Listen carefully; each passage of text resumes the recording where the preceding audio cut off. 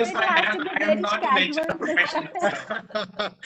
Yeah, online evaluation, as they say. It's really no evaluations. That is why I'm very happy to be here. Yeah, And it's really thanks. very wonderful, getting connect with the industry is really good because we get a different perspective from all of you. So I'm very sure that it is going to be very wonderful discussion. Thank you, Professor Thaya. And Anubha, would you just quickly walk the group through the structure of the thing? I know you've already shared the details, but it'll help to just recap it for everyone's understanding before we. Yes, yes, ma'am. I've before you joining, I've already mentioned the Sorry, structure then of the I'm being class. Yeah. repetitive. Yeah, you can. So, yes, so I think it's already 4 p.m. So we'll start with the session.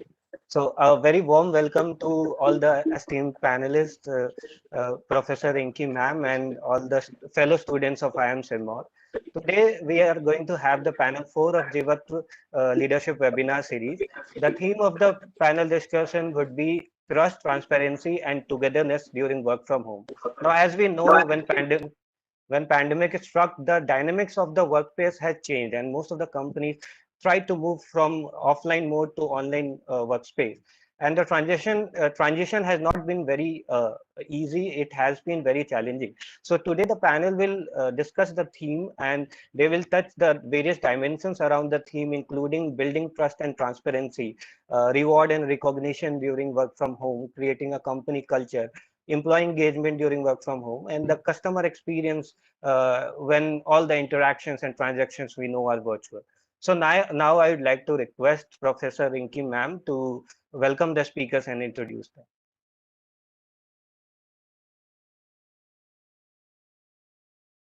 Thank you so much, Anubhav. And yes, as the Anubhav mentioned that we all are working from home, right? So as the theme talked about that it will be focusing upon trust.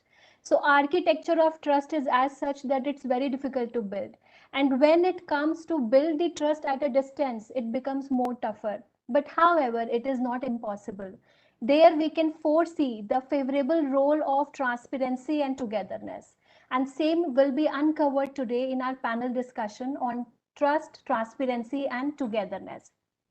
So I, Professor Rinki Dhaya, extend my warm welcome to the eminent panelist, Mr. Darshan Shankavaram, Mr. Tojo Jose, Mr. Himanshu Priyadarshi, Mr. Vivek Joshi, and the moderator of the session, Ms. Yogja Singh, and dear participants. So without a further ado, I would like to give a brief introduction of the panelist. So to begin with, Mr. Darshan Shankavaram, he is an executive VP and leader of global DCS practice at Capgemini Group. As a part of his role, Mr. Darshan is globally responsible for overseeing and building Capgemini's capabilities, delivery, and portfolio for digital customer experience. Mr. Darshan has more than 25 years of industrial experience with more than 10 years in digital and mobile. Prior to joining Capgemini, he has spent 18 years with Infosys. With technology background, he has 3 patents in the area of mobile commerce. Next panelist we have Mr. Tojo Jose. Out of a total experience of more than 30 years, Mr. Tojo has worked both in India and abroad as a HR practitioner and as a consultant. He started his career with Hindustan Petroleum Corporation Limited and later worked with Arvind Mills at Ahmedabad, Arthur Andersen Mumbai in change management consulting Middle East, where he was group CHRO for Al Suwaidi Group. On return to India, he joined as VP HR and OD with Jubilant Energy. Later, he joined Executive VP HR at Blue Star Limited. Since October 16, he is working as Chief HR Officer at Muthoot Fincorp Limited. He is also recipient of various HR awards and recognition.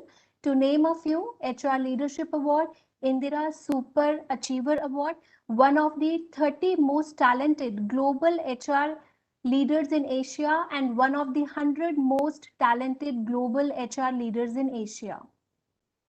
Next panelist we have Mr. Himanshu Priyadarshi. He is an associate director in BCG.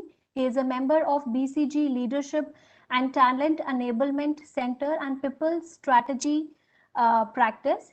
In his work with clients and research, Mr. Priyadarshi focuses on leadership and people capability development. He also leads projects on midstream HR topics like succession planning and performance management. Next, we have Mr. Vivek Joshi. He is Associate Director in PwC India's Deals Practice and specializes in mergers and acquisitions. He has more than a decade of professional experience in this field. Over the year, he has handled various assignments in the transaction and corporate restructuring space. His core area focuses include transaction restructuring, deal advisory, and succession planning. He has been advising clients on complex merger and acquisition transactions involving multiple jurisdictions, interactions with global tax advisors, bankers, and law firms, inbound investments, tax structuring, funding mechanisms, and tax effective strategies. And last, we have Ms. Yogja Singh, Senior Associate Director at KPMG and moderator of the session. She is a talent acquisition leader with more than 12 years of progressive professional experience spanning over a gamut of HR activities and an academic background of advanced studies in management and psychology. She is passionate about employer branding, employee and candidate experience, also a hypnotherapist as well as a life and an executive coach in the making apart from being a licensed emotional intelligence and NLP practitioner. A very warm welcome to all of you on behalf of IIM Sirmaur. And I request now Ms. Yogja Singh to please proceed with moderating the session. Thank you so much for joining us. Over to you. Thank you, Professor Rinki. I think a very, very interesting and esteemed jury out here. So I'm super excited to listen to everybody's ideas and learn from the experience. At some point of time, if people feel I have got carried away in listening to all of them, so all of you can also feel free to interject. But I think this theme is something that suddenly, well, you know, somewhere organizations were focusing on it in an office setting and everybody was talking about it. However, it came to the forefront and to the helm suddenly when, you know, most organizations almost overnight shifted to a remote working mode thanks to the pandemic. And seems like now this remote mode may evolve either into a hybrid mode for some, or of course, people eventually in due course of time may come back to office. But having said that, these three have definitely been prioritized by organizations, but happy to, of course, bring in the panelists here to really talk about, you know, what was their perspective from their organization's lens and the experience lens, and how some of these things came to the forefront, how some of these things were, of course, executed, and how are we going to sustain some of these things, and why are some of these things extremely important in a remote working environment. So I'd like to start with Tojo here, if I can bring him in, and you know, he can kick off, and then we can keep moving on to some of our other panels.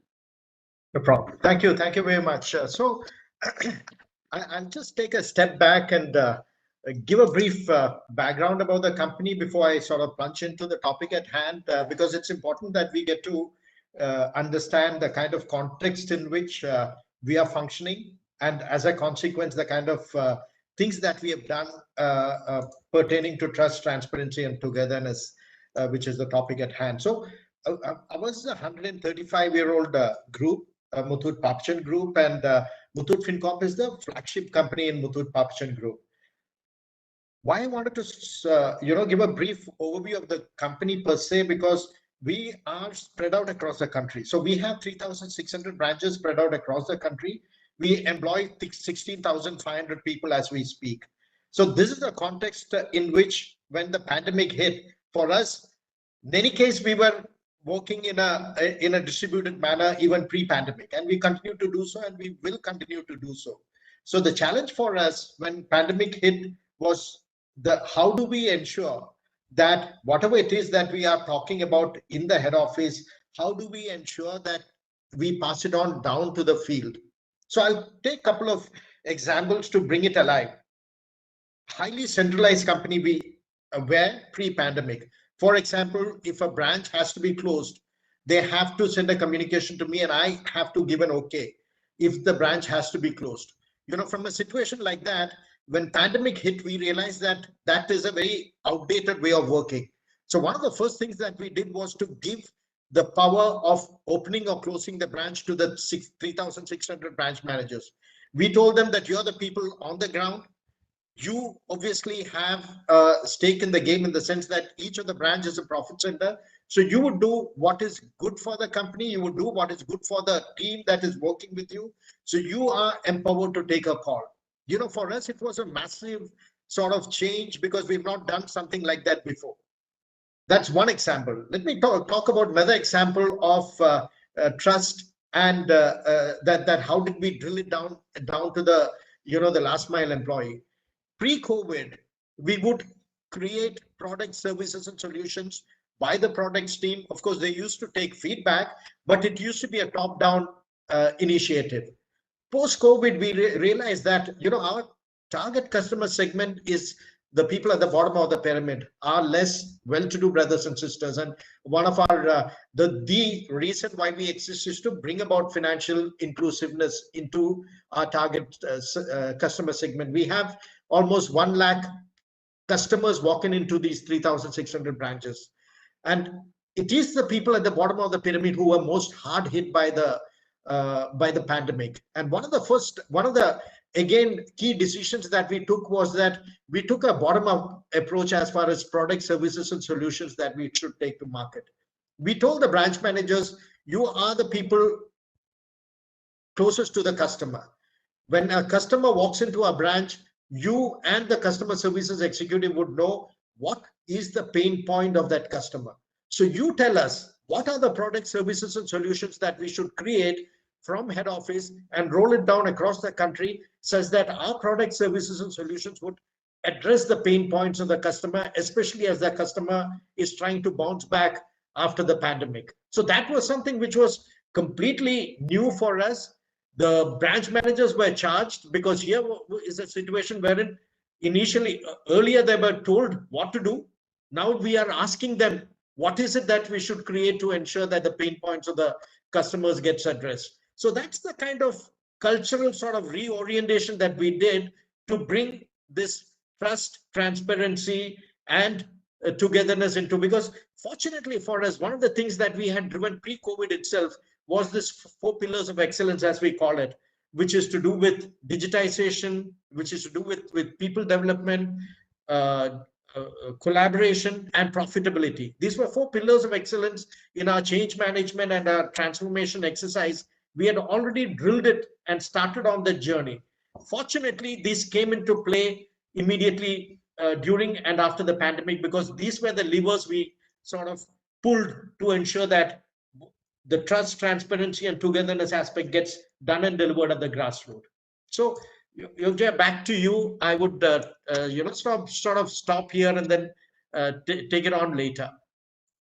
Thank you, Tojo. Very interesting to know how Muthoot has managed this, and interestingly, there were levers already in place to do this. I would now bring in fact, Darshan from Capgemini to, really talk about how things shaped up there and how things moved when the pandemic set in and when people were, and I'm sure Capgemini would bring in a very, very interesting case study here as well. So over to Darshan. Yeah, thank you, Yogja. Hope you're able to hear me well. Yes, we can. Thank you. So before I start talking, let me introduce a brief of what Capgemini is and what we do. I think most of you would have seen, I think even the testimonial was the Prime Minister talking about Capgemini in the last industry forum event. About 2 weeks ago, he was mentioning front services companies working in India and having a large footprint in India. So Capgemini as a group is about 54 years old. And we've had operations in India since the 2000s. I think about 22 years of working in India. Our footprint in India is fairly large. We've acquired 2 or 3 companies along the way. The most significant one and the last one, the big one, was iGate. that we acquired in 2016, I think, 17. So we have about 120 to 130,000 people. It keeps changing, so I don't have an exact figure of how many we have, about 130,000 people in India. And more importantly, we do have, as you can see, overall, we have about 230,000 people across. So we do have quite large employees and consultants working in other parts of the world, not India. We are not an India-centric organization, so to say, right? So when this hit, it was hitting us on multiple fronts. We not only had to mobilize India, where we had our majority of the workforces primarily working at our delivery centers, but we also had to mobilize across the globe.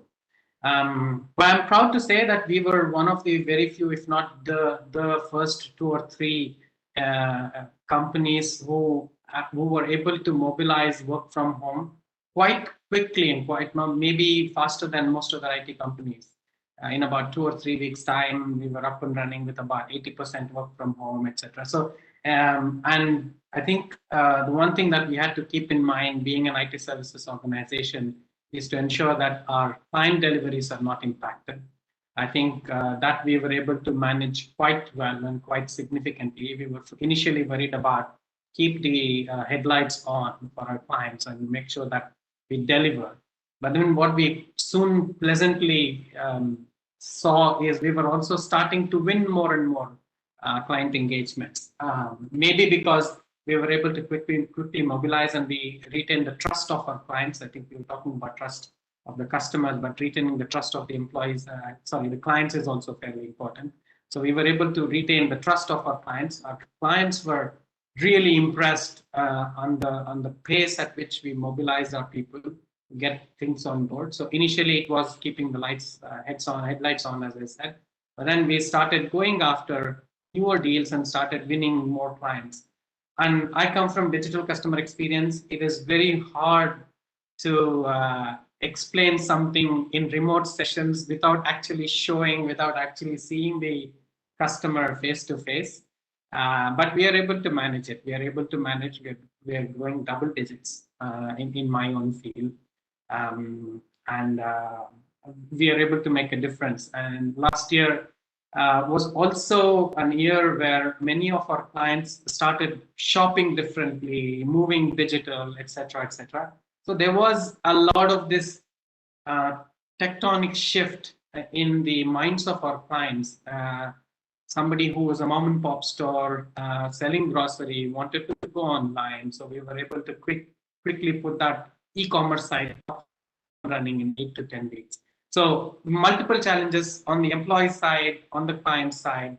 We were able to grapple with them quickly, put everything together in a fairly short period of time. And we grew as well quite significantly. We continued to grow, and probably this year is going to be one of our biggest growth numbers that come and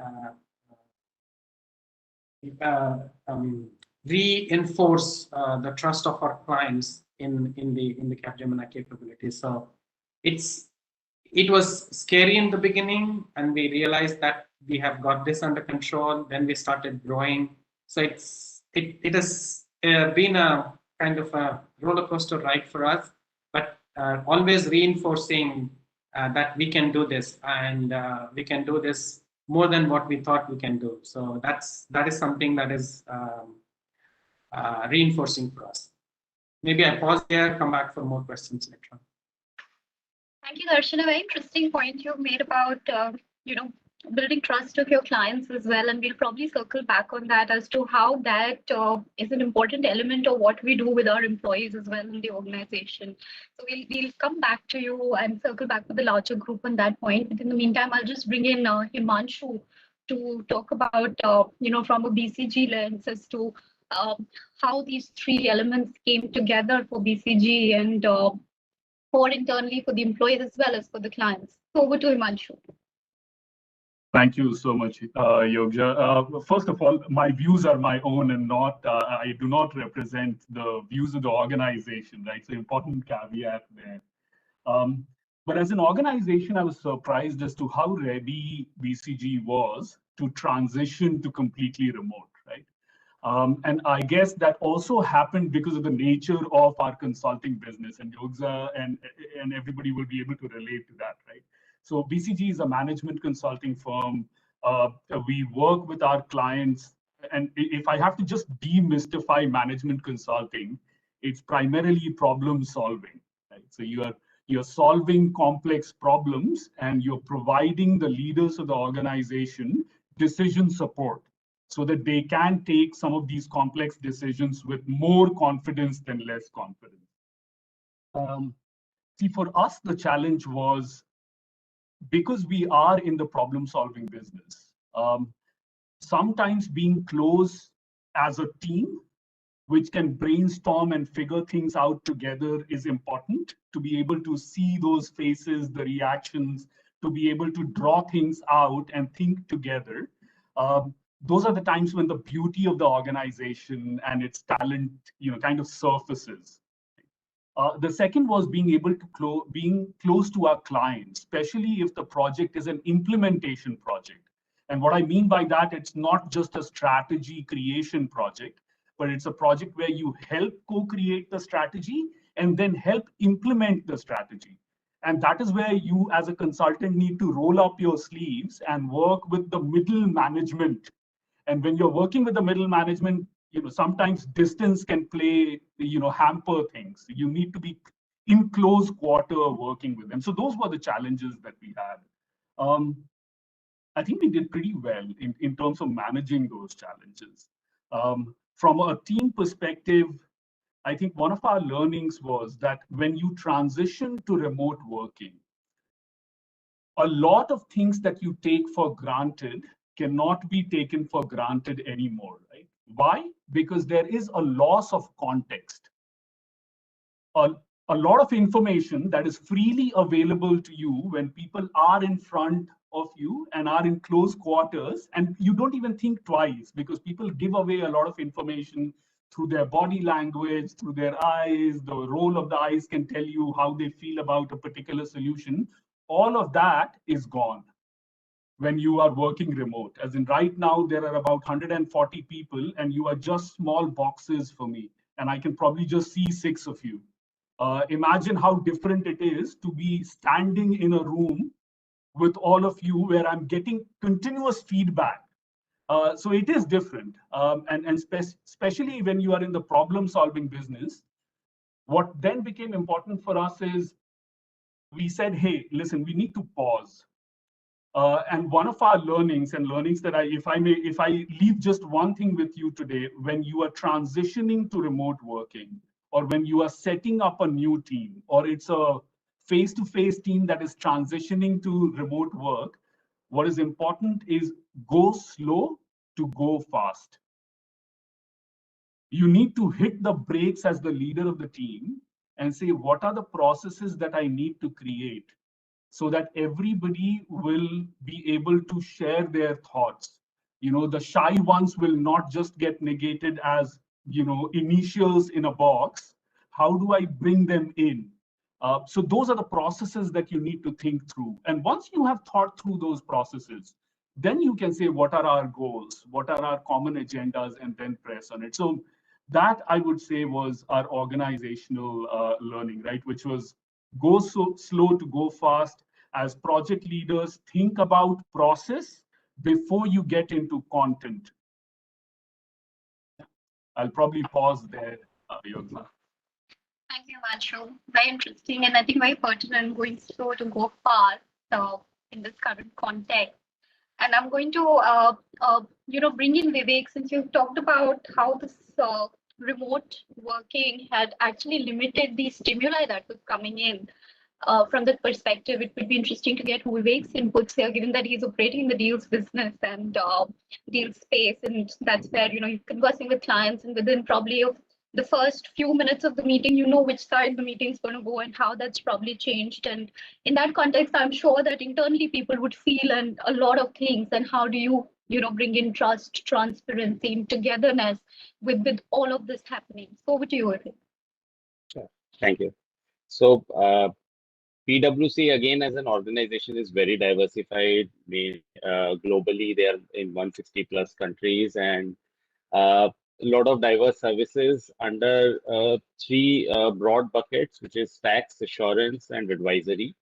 And a lot of diverse teams working with the government, MNC clients, different sort of clients. So a lot of these dynamics work differently in different teams, and dealing with a lot of regulators, etc. also, which has been, there has been real disruption in terms of, even if we see the tax department, the regulators, etc., a lot of to and fro with the dates, a lot of these issues have been there for the last couple of years. And here I would like to say this is a topic where it's actually a work in progress. And there is no goal as such, but you keep on trying things and you get better at it. And I broadly would like to divide this into two buckets. One is internal and one is external. So there is an internal perspective to it as to how you deal within the organization, and then how you deal with customers and clients. And so the broader one is on the client front. And there again, we have two different set of clients. One is a new client who probably you are meeting during the pandemic.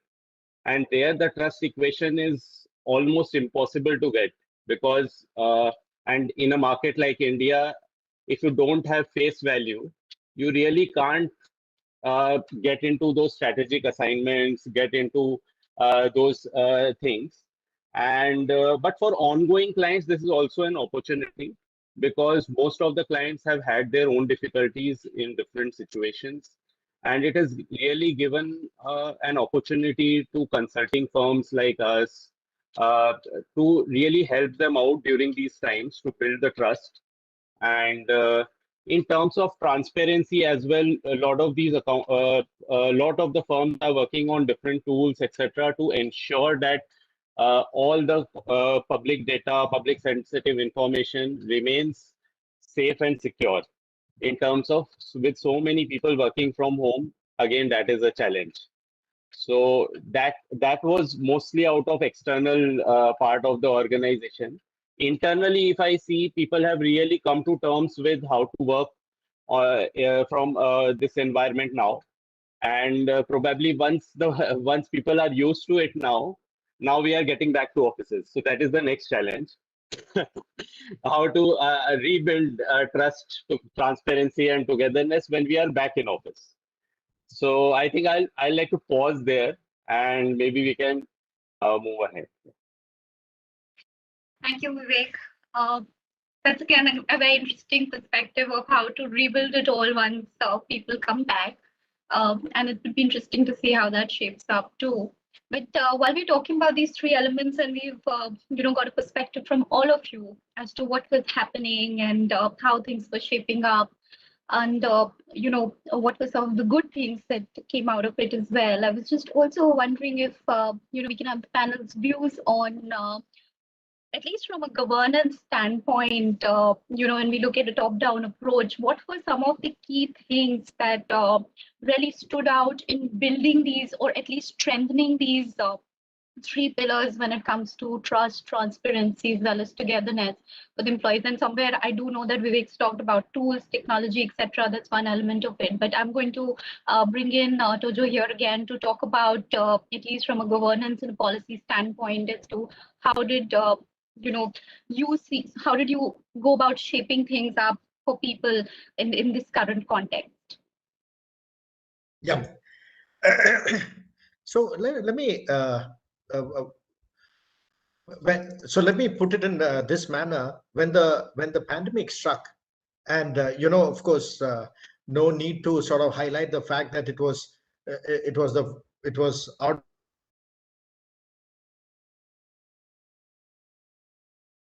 So I think we'll probably give Tojo a minute.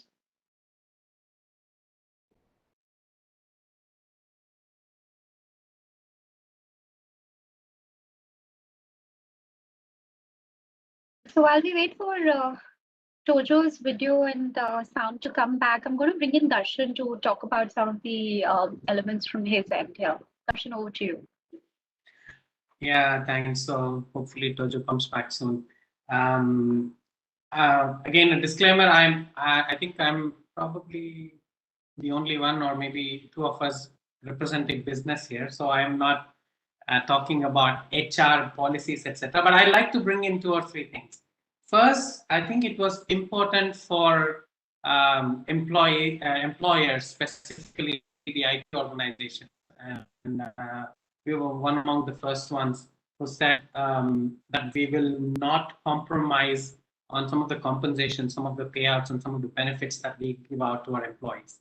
We said we will retain the promotion cycle, we will retain the pay hikes, we will retain most of it. And that was very important as a go out and reach out to your employees and tell them they come first, their health comes first, and they are the most critical pillar, particularly in an organization like ours, IT services and consulting organization. I think that is something that we very early realized, went out and made the commitment to our employees saying, we will take care of you, we will stand by you. That was important for first to commit to our employees, and then we can expect the commitment from the employees in turn to the organization, to the brand, to our clients as they come along. And we said, that's first we will take care of.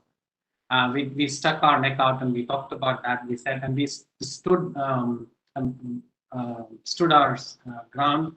We went out and gave out those hikes and promotions, etc., as per the original commitment, and we continue to do that. And then, of course, later there were some other financial assistance, whatever needs to be done for working from home, extension of some facilities, etc., all of that.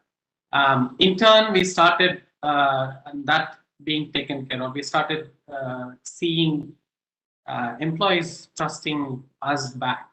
And there are several stories of our clients coming back and have said that we did not expect this thing to be completed on time, go live of the e-commerce site, and you know how important they were, and everybody was scrambling, saying every commerce establishment of grocers is shut down. There are clients who are trying to go online. And several of our clients, again, global, went online. Several brands went online, and with minimal disruption, and very, very quickly, some of them 8, 10, 12 weeks, they were online and they were selling. Some of them had to rebrand, repurpose their existing investments to revector some of those resources to go online. And this is, again, we stand out first. We trust our employees and ensure that they are taken care of, their families are taken care of, the employees pay us back in trust, and then we start the reward. We start seeing the rewards coming in from the client side. So that is, I think, an important cycle we as employers need to ensure, and it's a pay forward kind of a cycle. So you start it and you will see and reap benefits. And it's not like this is obviously in a state where maybe it's subdued a bit right now, but imagine a situation where we had in peak of the second wave, May, June timeframe. There were employees who were working weekends, even though there's somebody sick in their homes, they have to take care of it. We stepped in, we said we will take care of the food, etc. So some of these initiatives we have done, but what is very heartening to see is the resilience of our employees to stay on top, to ensure that their commitments are fulfilled. We've not had, not a single complaint from the client. They are never expecting something like that to go live without disruptions. We have seen, I think, during the last year around May, June timeframe, around same comments that we have heard from our clients this year as well. Always coming back and said, thanks, and we did not expect something like this to be on time, on budget, on schedule, and it's good to see those kinds of comments coming back. Again, it helps everybody in this cycle, but obviously we should also be sensitive to some of the employees who had some impact in their homes. Some of them might have lost near and dear ones, but obviously that is something that we are sensitive to. We never push them saying, no, you should be working all the time. No, that's not the approach we took. and it's helped us. As I said, for us, employees' health and safety has been more important than anything else. But it has rewarded us in a positive way, and we paid it forward, and it's carried on. Thank you, Darshan. We have Tojo who's joined us back. So I'll bring Tojo back in before I move on to the other panelists. Yeah, my apologies, sudden power outage. And so we are back on track. Sorry for that. Like they say, Rukawat ke liye khed. So very much back in action. So I was saying when the pandemic hit, a couple of things, decisions we took, fortunately, it sort of paid us back very strongly. I'll talk about both from an internal as well as an external, from a customer perspective. One of the things that we did, and as I was mentioning, it was a shocker for all of us, something which none of us have experienced or even envisaged as something that could happen. So the first thing that we did was to connect with the 16,000 employees, that is the HR department, what we call the project interface. So we personally called up 16,000 families, checked on them, what is happening, any help support. Some of them needed medical emergencies, some had food issues and so on and so forth, which we got it done and delivered. So there was this huge sort of surge of happiness from amongst the Muthootians, as we call our employees, saying that, here is a company that cares, even in a situation like this. So that sort of set the stage for because we come under the essential services. So as soon as the first lockdown got lifted, we were all back in action, back in office, until and unless that specific location had a lockdown imposed on it by the government and so on. So we were back in action. But when we went back to office after the first lockdown was lifted, this was the constant sort of feedback which people had to give me, that we are so happy that the company cares, because these calls in a situation wherein we were all sort of not knowing what to do, it really helped.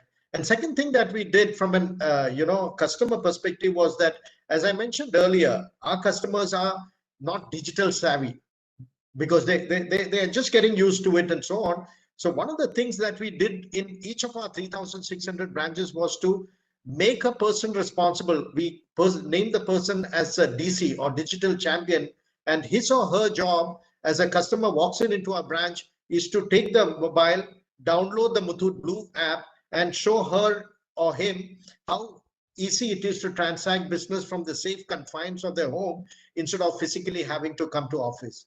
That also had a massive impact on the customer, saying that, here is a company that could move fast, create something, and they have our safety and security uppermost in their minds, while ensuring that, we are able to transact business with the firm. So that these two things sort of set the stage for us to sort of take things forward and move ahead on the foundation that we had set through these two interventions. Thank you, Tojo. Very interesting. And I think that's amazing work done.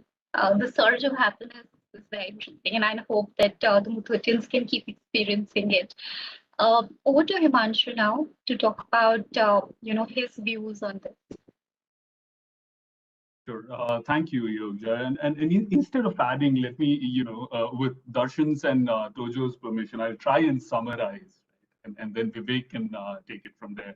But couldn't agree more when Darshan said that the first thing that leaders of the organization and leaders of corporate India did was, what is our North Star going to be? And I think every organization defined it for itself, but keeping the health and well-being of your employees as a top priority.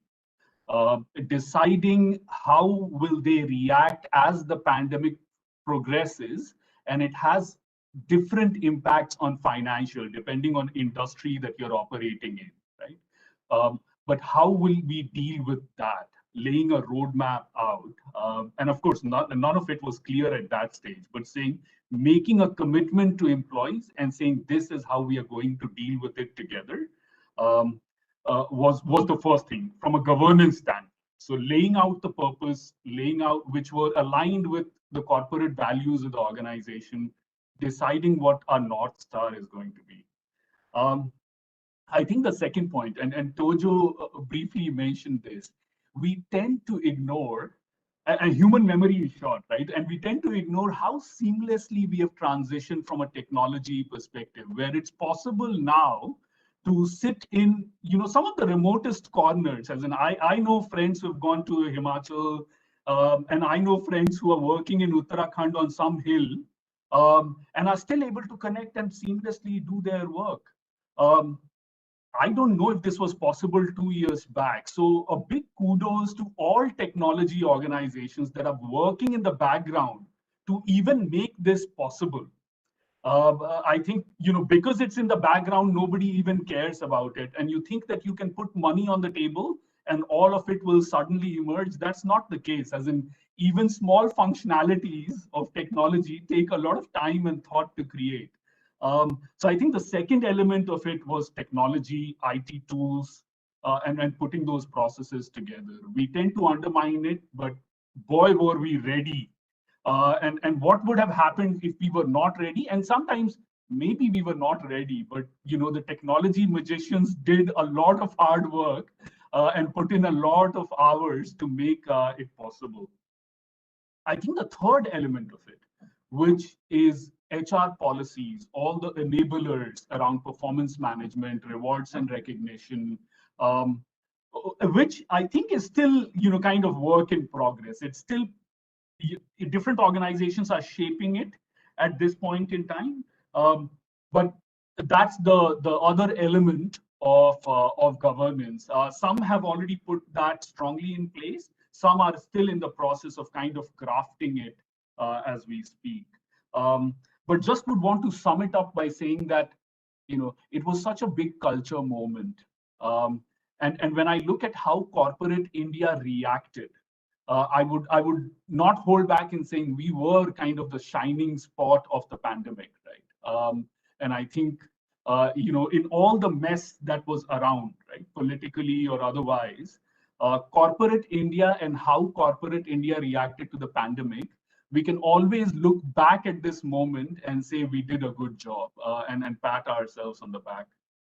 Sorry for being a bit selfish there, but I do truly believe that, corporates took the lead, showed empathy, and did a great job, right? And this is not just for the big wigs, right? As in, I would say for the big wigs, because of the financial strength that we had, it was easier. But even for the medium and small enterprise, how they have reacted in the situation has been absolutely stellar. Thank you, Himanshu. And I will bring in Vivek to share his views before we move on to another interesting perspective from this group. Over to Vivek. Thanks. So a lot of interesting perspectives from Darshan, from Tojo, actually, and the pandemic has led to multiple disruptions, actually, and due to these disruptions, some of the forced changes have happened in organizations. And the interesting point is whether these are temporary or permanent. So, and as we move ahead into, say, some sense of normalcy and post the pandemic, some of these learnings are here to stay. But probably for a lot of organizations, the real challenge would be to take some of these learnings ahead and to be consistent with them. So in different sets, like Himanshu suggested, on technology front, on HR front, there are a lot of learnings from the pandemic, actually. And but how these learnings are taken into the future and how the organizations really change their framework in order to carry this learning in future will actually determine where the power shifts. So it's really a shifting of a lot of the focus. So some of the sectors are a lot more in focus now, say an IT or a pharma, etc. And some of the sectors are now becoming probably they have to reconfigure. So something like say a real estate or a hospitality are really looking at new sort of models to function. And it's really about how people are taking these learnings from the disruption into the future is what I think will determine how organizations do at least in the near future. Thank you, Vivek. Going back to the larger group on, while we looked at doing all of this internally, and there's some obviously very interesting examples that came in from Darshan as well as Tojo on how they were helping their customers as well. Build on some of these three essentials. So to take that further, would be interesting to hear the group's views on how building, trust, transparency, and togetherness internally ultimately had the ripple over effect when it came to the customers, and how did these three elements percolate to them? I know that few examples have already come in, and I'd let anybody step in here and talk about it based on their experience and anything else more that they would like to share.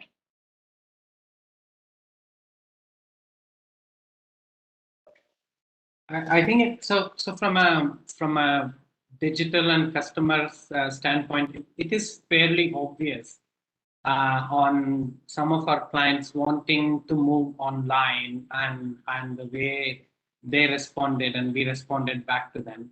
Of course, some of the challenges that I talked about was, are you seeing them face to face to be able to explain the solution? Do you have something already in mind, a readily built asset available? Can you show before you start telling them, etc., etc.? So those are some of the challenges that technology companies and consulting companies face. But it'll be good to hear maybe Tojo and some of the brick and mortar companies, how did they respond to this? Because it is, while interestingly, I did not know what Tojo said, this is something that they fall in the essential services, but maybe we should get a perspective because maybe Tojo is closer to the ground on brick and mortar companies. How are they responding? I can talk about digital and clients who have responded in a digital way, but it would have hit the brick and mortar companies very, very hard. Just like today, I was actually in the afternoon. I went out to a store to buy something which I had not bought for the last six months, something essential for the house, and they were like saying they quickly adapted. Of course, it's a mom and pop shop, so obviously they cannot go quickly online. They said, no, I come from a very far place, 15 kilometers from you. How will you deliver? I said, no, we will come have a camp there two times a month, and we will deliver what you want. Just give us a call. So different sets of enterprises are adapting very, very differently, and it remains to be seen. Maybe in the next 1 year it will pan out, but it is, and also the way movies adapted rather than producing blockbusters, they all quickly, I think I was reading an article this morning. We talked about Malayalam movies adapted very quickly to the OTT platform, not others. It still remains to be seen. Bollywood and other formats are adapting, not adapted, etc. But so it's interesting. Many industries are finding their own ways to adapt. But if somebody has a perspective from brick and mortar, it would be great to hear. Yeah. So when the lockdown happened, I think March 24th or so last year. And 6 days, 7 days down the line, we were to pay the salary. And you can imagine, I can't for the life of me before that imagine paying salary without the payroll team coming together physically in office, getting together, comparing the attendance and so on and so forth, and generating the payroll. 4 people spread out, 16,000 people spread out across the country. And we have a culture of paying salary on the last day of every month. If the last day happens to be a Sunday, then we pay 1 day ahead or not 1 day later. And I suddenly, for a 130-plus-year-old company, I, for the life of me, didn't want to be the person who's going to break this culture, this norm that we don't pay salary on time. But then together, collectively, that's where, like that, Himanshu was saying, the human intellect and ability to come together and make things happen work. And lo and behold, on 31st of March, we credited the salary to 16,000 people across the country.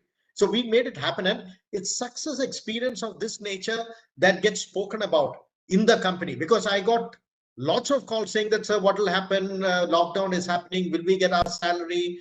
All those kind of questions. So you do and demonstrate something as emotive as paying salary on time. When it gets spoken about, 16,000 people are comforted and confident that, okay, come rain or shine, company delivers. And as important a thing as salary gets credited on schedule, that happened. And so, so this kind of demonstration of the intent actually and making it hit the people is what made a difference. Another thing that we, again, like Himanshu said, the techie people, we said that the world as we open up is going to be a different place. Pre-COVID and post-COVID, it's like a BC AD kind of differentiation. So how is it that we can use this lockdown time to get our people to sort of reskill, upskill, and so on and so forth? And that's where the Coursera's of the world came in. And we gave that in the link to people across the country so that they on their own would log in and take a course which they feel would make a difference to them when they come back, which would open their mind to add on additional capabilities and competence that would make them survive in the post-COVID world, which all of us knew was going to be different from the pre-COVID world.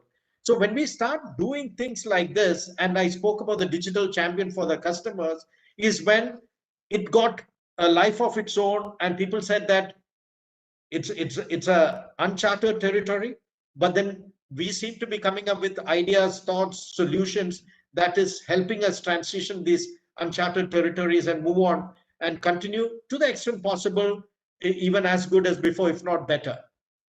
Another thing that we did, quickly, the kind of business that we do, we have secured loan, which we give our customers, and unsecured loan. So secured loan, for example, is a gold loan. The customer comes and there's a gold which is kept against which he or she takes a loan. Unsecured loans are those MSME loans that we give, wherein for the poor shopkeepers or the vegetable vendor and so on, wherein there is no security which is placed in the company. But post-COVID, one of the quick decisions that was taken because of the situation we were going through was to go easy on the unsecured lending. But then we had 300 people who were focused on unsecured lending. What was the choice in front of the company? Do we let go of 300 people or quickly train them and redeploy them into the secured lending side of it? We did the second part. We quickly trained them and redeployed them into secured lending. And that sends a signal to the company, to the 16,000 odd people in the company and their families, that even when push comes to shove, company is not willing to let go of Muthootians. On the contrary, is willing to train them and redeploy them to the business which is thriving even in the COVID, rather than letting them go. So these are the kind of things that we sort of executed, which sort of gave a life of its own, as I mentioned earlier, in terms of getting people to understand that this is an organization where we feel trusted. There's a lot of transparency in what we are doing, and we are all coming together to ensure that this huge monster called COVID, we will collectively sort of overcome the challenges thrown by the COVID. So that's some of those illustrative examples I thought I should share with everybody. Thank you, Tojo. I think that was really helpful. And from here, we'll move on to essentially a point that Vivek had made as to how do organizations carry this forward, given that the pandemic is, I think, made us encounter a reality and the unpredictability of how nature can be. At the same time, our own limited capacity as a race to deal with it. And it's been a humbling experience for all of us. So keeping that in mind, how do organizations really continue with this, and how things will shape up, whether it's brick and mortar companies or firms that are, of course, in the consulting domain, ITS services. So with that, I'll probably start with Himanshu, bring him in, and then we'll move on to the rest of the folks. Himanshu, over to you. Thank you, Yogja. In terms of how do we consolidate on some of the benefits that we see, right? I think the question again, and Tojo kind of laid it out very well, which is key questions for organizational leaders now are, because now the decisions that are being made have almost been forced, right? You can't say, let me wait for some more data to come in and then I will take the decision. No, you have to take the decision, and the decisions are more visible. So, and it's not more visible just to the organization because of the glare that it has. It's more visible to the, outside the organization as well. Your customers get to know, and society at large get to know. So I think 3 questions for leaders is, do we like what we see in terms of the decisions that we are taking? And are these decisions and actions aligned with our values? And I think the third question is, if we are building the culture of tomorrow, as long as you can answer those questions. And let me just, because I know this might sound a bit academic, right, when I'm laying down these questions, but so for example, BCG's CEO has now committed to net zero as an organization, net zero on carbon footprint as an organization until 2030 now. It's consolidating on an opportunity where consultants are not traveling as much. Right? So you are using that as an opportunity to commit to a bigger goal for an organization. Another benefit that we clearly see, and this is a more of a consulting second order effect, our clients would always want access to the best experts in the world, right? And in a consulting organization, there are these few bright spots, as in people who have built so much expertise on a particular topic that there are very few people who are close to those individuals.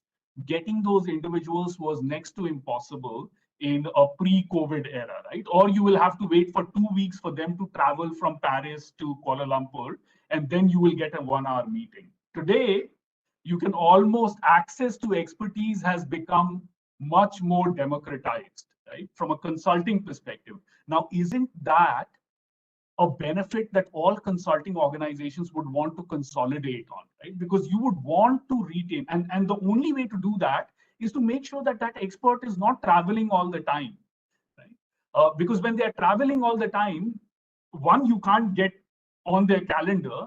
2, they're also tired, as in travel is something that takes a lot out of you as you're moving from one place to another. And while consultants have devised their own crazy methodologies of how to remain productive when you are in an aeroplane, outside an aeroplane, etc., I think that has an effect. So again, understanding these benefits and then selling those benefits inside and outside the organization to your clients is one way that I see to consolidate some of these benefits. Thank you, Himanshu. And I'll now bring in Vivek to share his views. Sure. So I think a lot of talk around the macro side of things. So I'd just like to end with some micro aspect. So what I really see, at least with the people and the team which I work with, is there have been learnings at the personal and the team levels also, not just at organization levels. So some of the things which we didn't, which we used to take a back seat erstwhile, and I'll touch 3 such points, are now relevant. One is flexibility. So although a lot of organizations talk about flexibility, but really, if you really see the consulting world, or in that sense, a lot of the sectors, there is no real flexibility in terms of managing your work-life balance. But what this phase has really taught is that people can build flexibility, and a lot of organizations are having those flexible hours. So for instance, some of the team members are comfortable working maybe at 10 o'clock or 11 o'clock in the night. Someone may be comfortable working at 6 o'clock in the morning, and that flexibility is there. So probably that's one key takeaway. Second is well-being. And health and well-being has come to the forefront, and they are not just check the box items anymore. And people do realize that the well-being is really relevant in the longer run. So not to ensure that there is no burnout and people really work and get those benefits in the longer run. So that's the second key takeaway. And the third key takeaway is probably even during this phase, the personal touch. So and how the personal touch, like during work from home, there has been a strange experience, at least within my team, that some of the team members have interacted with their family members, which didn't used to happen erstwhile. And this has really led to that togetherness feeling. So with the kid of a team member coming and conversing with everyone on the camera, that really leads to that togetherness and the personal touch within the team. So I think these are the three takeaways probably which have come up, and probably some of these learnings can be taken in future as well. Thank you, Vivek, and I'll move on to Darshan here in terms of how does he see these pillars being carried forward by the organizations in the future? I think Himanshu talked about quite elaborately on how more time is available for consultants now, and no travel, etc. So there are a lot of positive things that are happening, and I don't know if we ever. And then he summed it up beautifully. A lot of organization, including Capgemini, has committed to a net zero, and knowing very well that it's no longer going to be the same air travel anymore. I took up this global role at the beginning of 2020. I told my wife at home, be prepared. I'll be half the time in Paris and half the time in the US. But nothing like that ever happened. Right? So, but there are some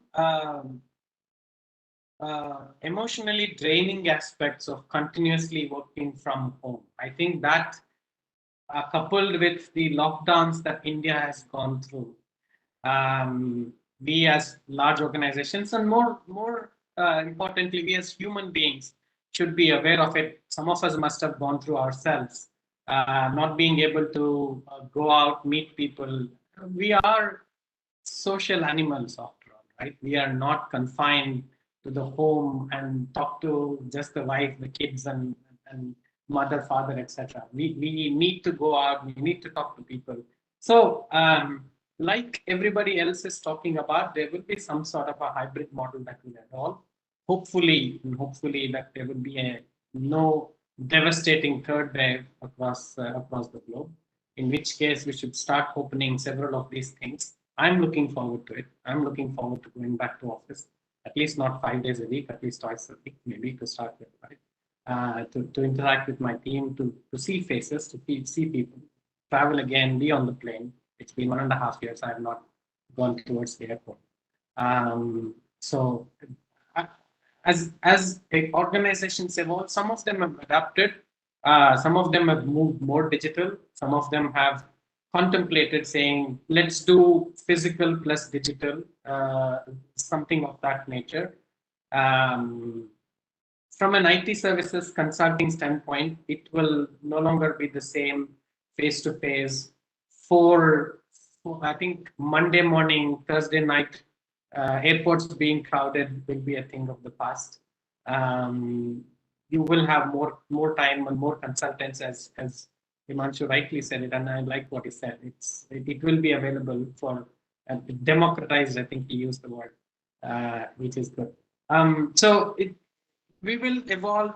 People are talking about 60-30, 80-20, whatever, 60-40, 80-20, 70-30, whatever be the right formula for the employees, they will settle for something like that, but it will no longer be the same as it was. Everybody is in office, everybody is traveling to meet a client, to meet an internal, have an office internal meeting, etc. I think most of those will be online now. It needs a certain balance, and that's the only point I wanted to add. We need to be able to talk, look at people in the face, in real, and talk to them as opposed to on camera. I think there is a camera fatigue that's also coming, and Zoom fatigue, as we call it, or whatever. It is sometimes very, very draining emotionally on the person. Thank you, Darshan. Very pertinent point about Zoom fatigue setting in. And before we move on to the Q&A, I'm going to bring in Tojo for his concluding comments on this. Tojo, over to you. Yeah. So good. I think Darshan sort of captured it well. There is indeed. So just to bring it alive for our organization, we're very happy to state that 16,000 employees. It's 50-50. 50% are females and 50% are males. So after the first lockdown got lifted and we got back to office, you won't believe it. We had our female colleagues come and say, "Thank you, sir, for opening," because this work at home and work from home is a completely deadly combination. We have no time and no peace of mind. So we find succor in coming and spending time in office was the sort of push that gave, and and I completely endorse what Darshan said. Another thing that as an organization, especially from the leadership team, that we've been pushing to the team down below is the fact that technology, we should look at it as an enabler. So there is always that high tech versus high touch. So we said, and we completely mandate that technology should be seen purely as an enabler, facilitator, and where it is high touch, we should resort to high touch rather than high tech. So that's the sort of mantra we are taking, and hopefully that's the kind of culture and the mantra that each and every 16,000 Muthootians should sort of internalize and exhibit going forward. Thank you, Tojo, and thank you all the panelists. I think what really stood out for me is essentially the intent with which one has dealt with this and demonstrated that intent to the employees and created those moments of that matter for them. While the whole process of managing the pandemic has been really important and stood out for all of us, and I'm hoping that we will carry the learnings from here and become far more resilient than we already are as organizations as well as individuals. And with that, I'm going to hand the session back over to Anubhav for the Q&A session. Thank you, Ms. Yogja. Thank you for moderating the session, and thank you all the panelists for providing us with a lot of insights around the industry, how the industry transformed, and how it was really resilient during the pandemic. So now we'll get to the second part of the session today, which is the Q&A session. So I would like to request all the students who have any question, please raise your hand and I will call out your name.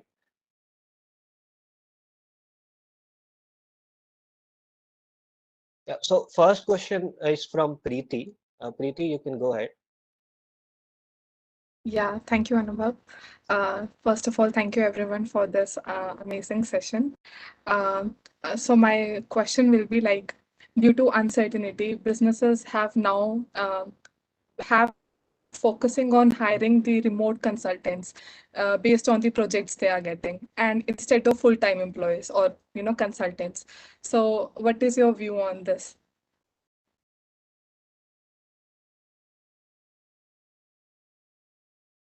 You're asking this question specifically to anybody? No, actually, just a thought, like, is the future of remote consultants, like instead of full-time? Anybody from the consulting side would, yeah, Darshan, please.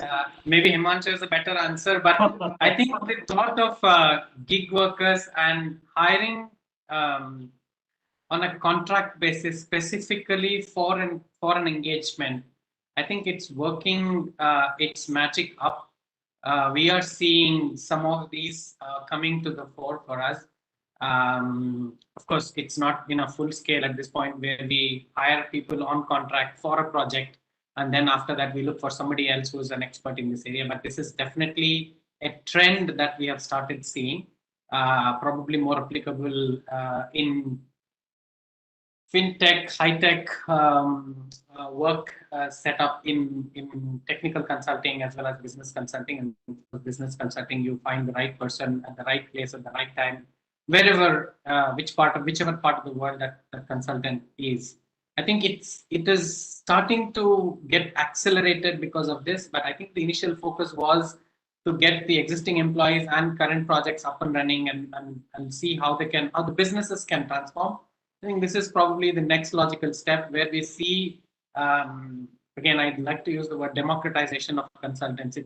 It is something that will probably happen, and we will, maybe it will be something like this. We put up an ad or a work request on a portal, and you will have open sourced jobs that are going out for a project which is 4 weeks. People sign up, get the work done. 4 weeks, they're out. They pick something else. They start working on. This is something that's going to happen. Definitely going to happen. You've not seen it in full force right now, but it is sprouting. It is coming up. Yeah, correct. And I think, Preeti, just to add to what Darshan said, that now this offers a flexibility, because I've had people come to me saying that, don't take me permanently, take me for a project. So that it offers that flexibility for, so it's a win-win from both sides. But like Darshan said, it's slowly evolving. It's not something that is caught on as yet, but definitely coming up. Correct. And like, what is your view on how will it impact the business or the relations with the clients? Yeah, so I mean, from my side, what I would say is always that, it should be a win-win, in the sense that if the person, if the employee wants to come in for a particular project or on a tenure-based kind of assignment, then we should allow that flexibility for the candidate, for the employee. But at the same time, from the other side, we should ensure that from a business continuity and a customer relationship point of view, we do what needs to be done to ensure that that also happens. So we should try and make it a win-win, such that all the key stakeholders go away happy and contented in the form and manner that it gets done and delivered. It's also an evolution of how the employment itself is changing over a period of time. Previous generation started from the same organization and retired from the same organization. This generation, somebody who are in middle ages like me, this is like third, fourth, fifth job for us. And the next generation in the 20s, 30s, they would have already switched 3, 4 jobs. So it's an evolution of how things are happening, and people who are students of course of IIM Sirmaur we're talking about would want to, I think they put their what I want from a job will be very clear to some of you as students, right? So you would pick the projects that you want to do, not because it is being done by an organization X or an organization Y. At some point of time, it is like owning a car versus going on Uber. How do you pick? It's more and more going towards, first, we don't want to own a car, we lease a car. We change cars every 2 years. Now it's a situation where, forget it, I don't want to lease it. For every ride, I pick a new car. Jobs will be like that in 5, 10 years. Yeah, just to add to what Darshan and Tojo were saying, right? This is a two-way street. So it's not that businesses are looking for talent. I think there is a subtle trend which Darshan picked on, which is talent is also looking for these kind of opportunities.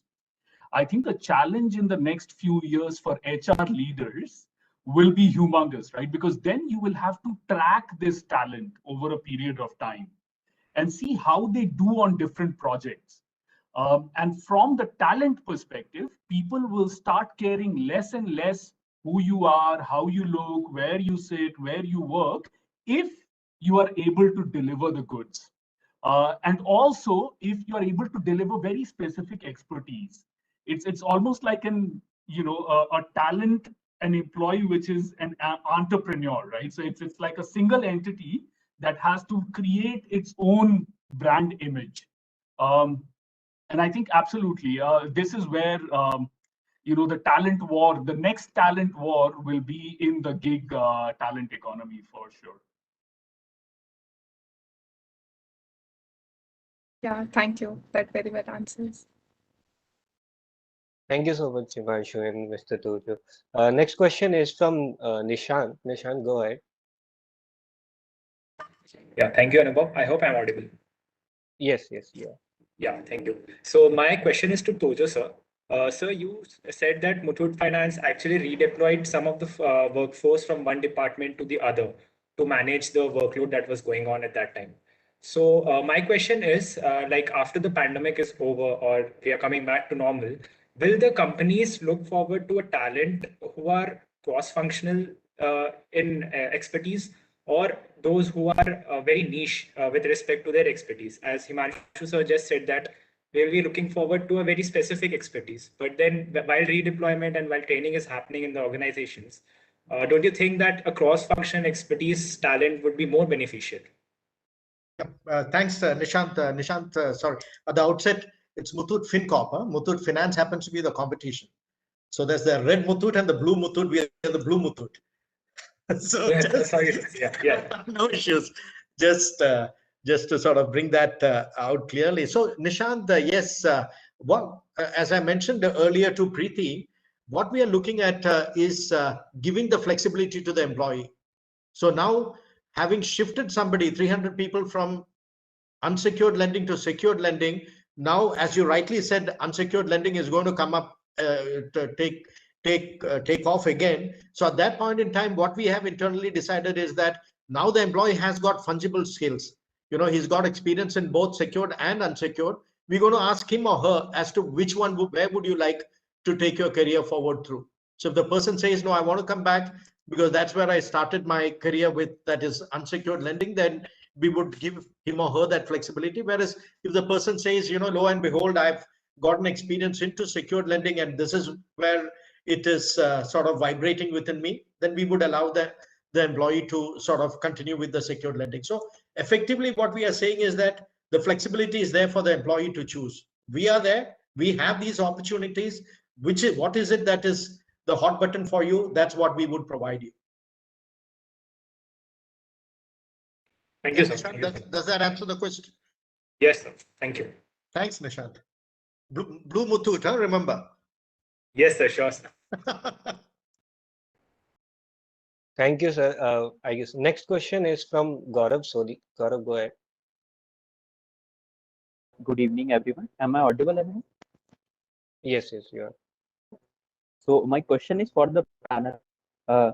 I want to know that since the pandemic started, a lot of things has changed. So people were earlier working in the office and then suddenly they had to work in their homes. But the situation is not the same as in office and in the home. So their productivity must have been highly affected. So what has been the step from the organization, and how did they dealt with keeping up the productivity of the employees and keeping their morale high during this tough time?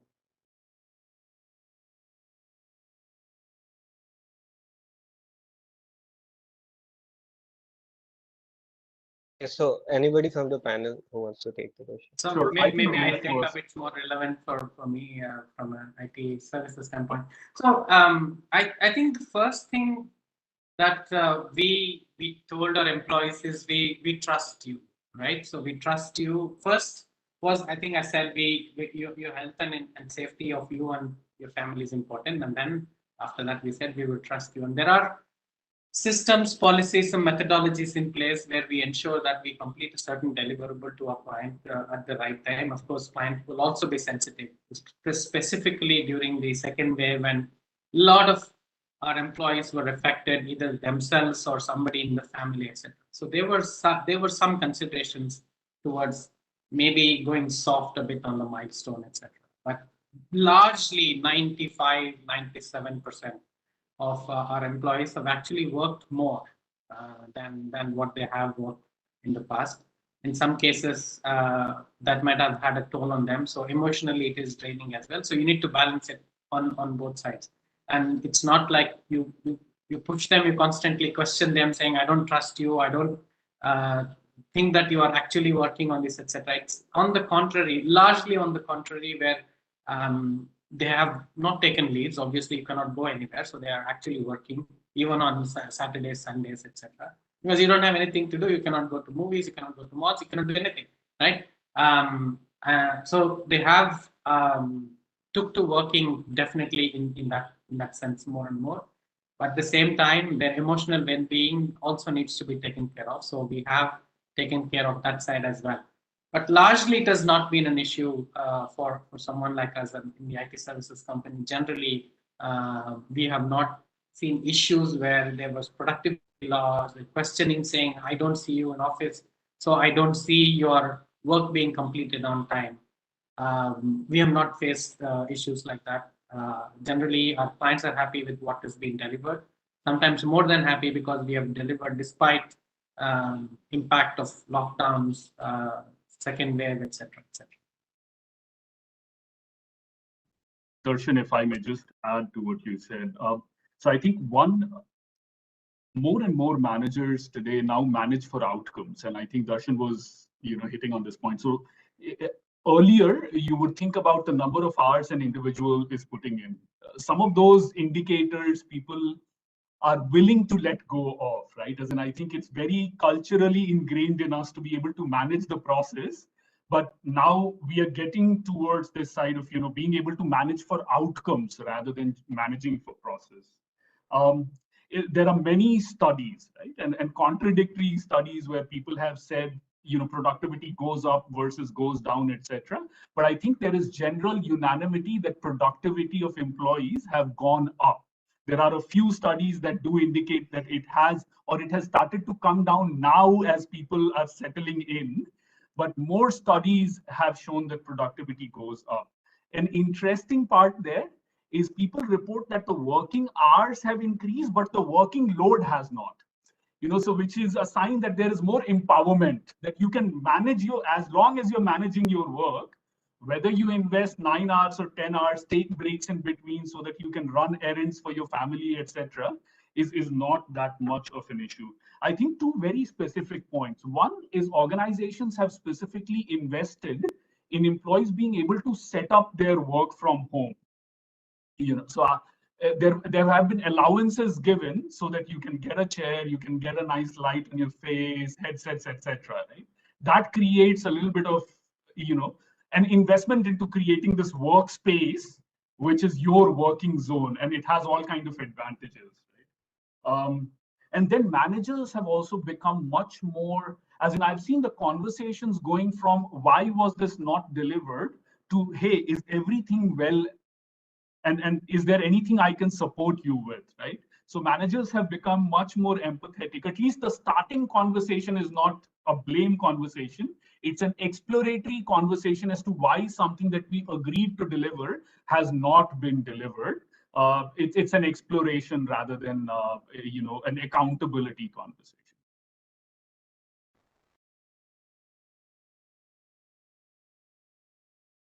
Thank you, sir. Next question is from Kunal Goel. Kunal, go ahead. Thank you, Anubhav. Am I audible? Yes, you are. Yeah. So, hello, panelists. I have got a nice anchor point from your previous answer, Himanshu sir, that companies have invested in providing an infrastructure to people to work from home and to set up their workstations, etc. While that has happened, many companies, like we have noticed with our family members who are working professionals in corporates, that many organizations have moved towards a more inclusive sort of human resource management, because since employees are working from home, they're not able to watch over the work as well as they would have from offices. So while that kind of brings discipline to some employees' work life, it also acts like a turn off for upcoming professionals or young professionals like MBAs sort of. So how do you feel that employees will adjust to that in future? Because will it be a continuous or a sustainable thing? And if it is, then how can organizations manage diversity in such a thing?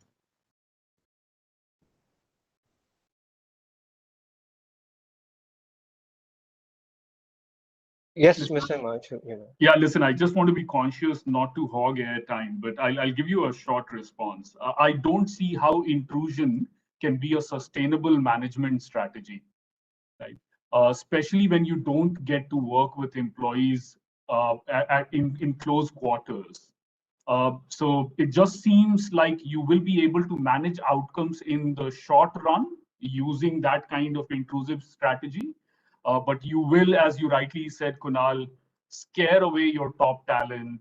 They will go to organizations which are willing to, manage outcomes rather than process. In remote working scenarios, you have to be able to trust your employees to deliver, right? And it's not to say that trust is something that is just employees will have to earn that trust as well. And some of the leadership will be situational in nature because not all 5 fingers are equal. And I understand that if someone requires more intrusion, then so be it. But it cannot be a go-to strategy like before.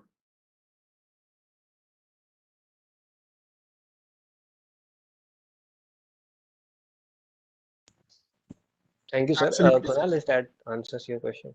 Yeah, yeah. Thank you, sir. Thank you for answering. Okay, as we are running past of time, so I think maybe take one last question.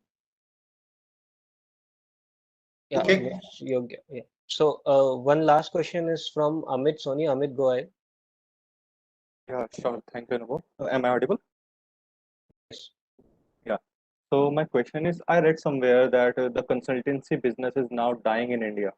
So to what extent do you think that is true? And if that is, so what can be how can this issue be catered upon? Right.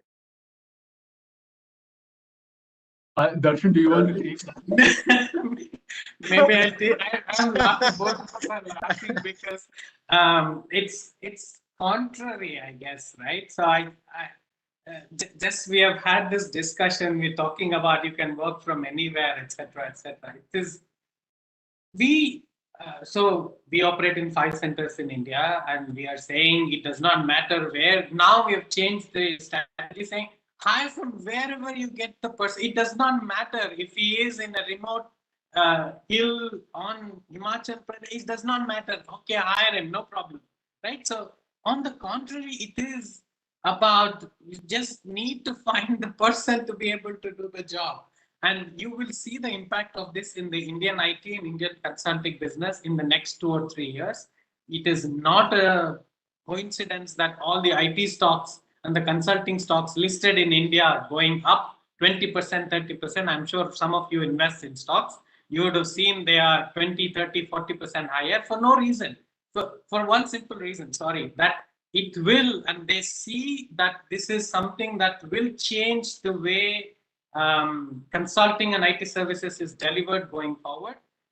I was probably thinking, what is the future of IT before pandemic, right? So 2018, 2019, saying if it is just about outsourcing, not so much about is it becoming a sweatshop if you are not turning into intellectual property delivery, new products, etc., etc. So this is like a new, fresh blood that is injected into IT services, consulting, etc. So you will see this running for another 15, 20 years, no doubt. So it is the booster dose that the industry needed, and it is completely opposite of what you're saying.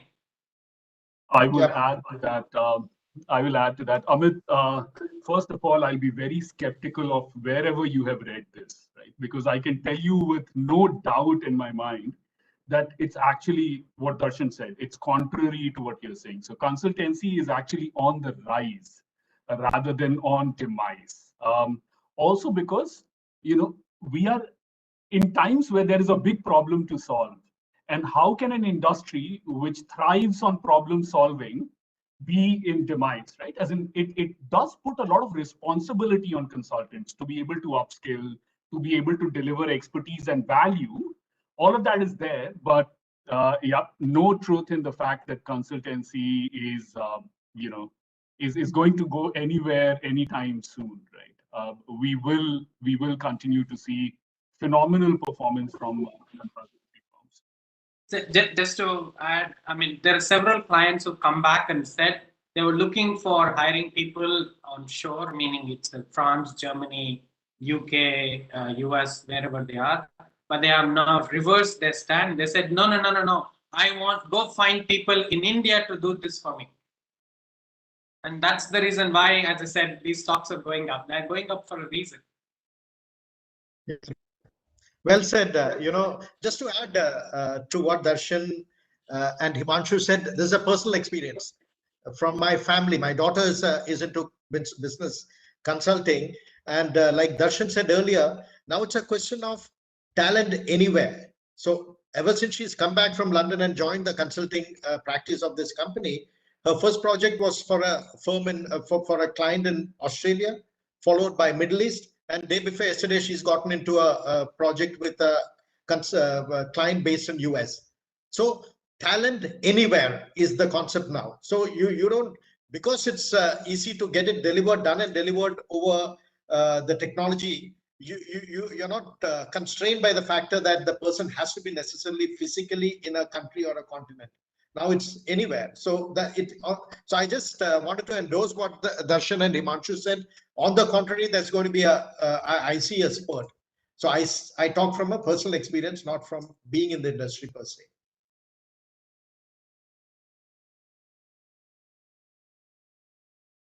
Thank you so much, sir. Thank you all the panelists for patiently answering all the questions.